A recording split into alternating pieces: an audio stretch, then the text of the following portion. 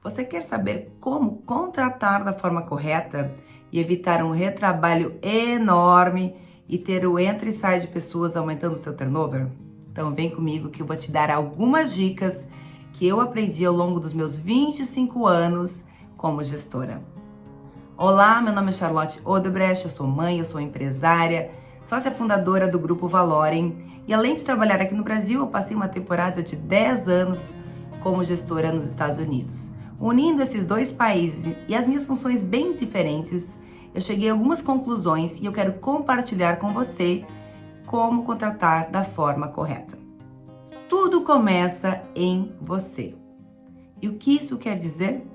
Você precisa definir exatamente a vaga que você quer. Ah, Charlotte, mas eu já sei, eu quero um analista de crédito. Ok.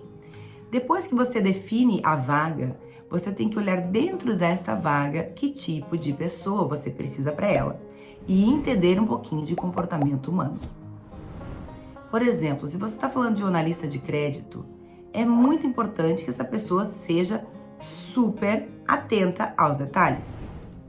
Essa pessoa tem que ter a capacidade de trabalhar com dados e analisar dados por muito tempo e de se concentrar por um longo período de tempo. Então você tem que definir, além das tarefas que ela vai fazer, que tipo de perfil esta pessoa deve ter.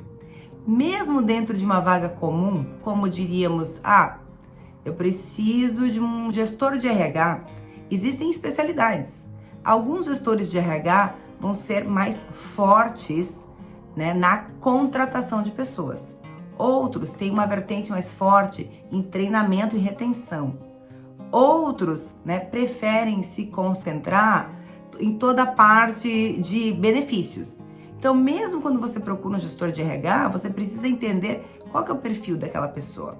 Então, eu recomendo que você escreva a vaga, escreva exatamente as funções que ela vai ter que fazer e dentro daquilo, o que é mais importante? Não dá para tudo ser muito importante. 1 e 2 prioridades. Definiu a prioridade? Ok. Que perfil que essa pessoa precisa ter para que aquelas prioridades sejam cumpridas? Vou voltar ao exemplo do gestor de RH. Quando eu contratei um gestor de RH aqui, eu sabia que eu queria alguém que organizasse muito bem o nosso plano de treinamento e retenção. E não que a gente tivesse várias ações soltas. Para isso, eu precisava de alguém que, além de entender, obviamente, de RH e de retenção e de treinamento, alguém que tivesse um pensamento de médio a longo prazo e tivesse uma capacidade de prever o futuro e de se organizar muito bem. Então, com isso, eu fiz um teste DISC, já falei disso daqui, mas se você não conhece, joga DISC aí na internet e procurei uma pessoa com alto planejamento, e atenção a detalhes. E assim eu contratei uma pessoa não só excelente em RH, mas também com o perfil correto para desenvolver aquela função. Anotem o que eu vou falar.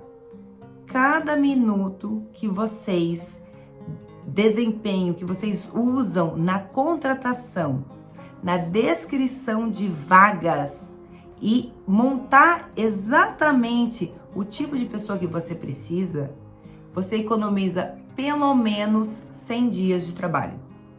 Quanto mais específico você é na contratação e na definição, menos treinamento, menos feedback, menos problemas você terá lá na frente. É muito importante também entender que ninguém faz tudo, Então, se você quer uma pessoa para vendas, que tenha gás, que tenha energia, que seja um autoprospector, por exemplo, não adianta, gente, você contratar alguém e não tem uma vitalidade gigante, E que depois você queira exigir que faça planilhas. Não rola. Então, naquela posição você define a prioridade e aí você procura essa prioridade. Eu não gosto de contratar pensando em forças e fraquezas. A pessoa tem fraqueza? Não importa. Que força que ela tem, que é a força motivadora e que vai fazer com que ela me entregue o resultado que eu preciso. Por exemplo, eu já tive aqui um gestor que era completamente enlouquecido e prospectava muito. Ele não fazia nenhum relatório de visita da forma apropriada. O que a gente fez? Botou um assistente. Porque era muito mais barato, mais prático ele ter um assistente do que eu procurar um outro gestor com as duas características, que é algo praticamente impossível, certo? Então, compreender exatamente a vaga, o perfil da pessoa é essencial. Outra coisa, não tenha pressa. A pressa é inimiga de uma boa contratação. Se você tem tempo, entreviste 3, 4, 5, 10 pessoas. Quanto mais bench você tiver e mais entrevistas você fizer, melhor você vai contratar.